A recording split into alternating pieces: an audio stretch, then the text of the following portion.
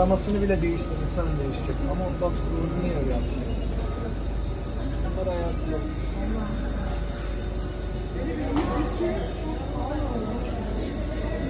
Bizlere hesapla mı geçecekler? Diğer bir tanesi hızlı ve çabuk bitti. Işıkta sonik biraz yerlerine. Nasıl yaptı onlara bakayım?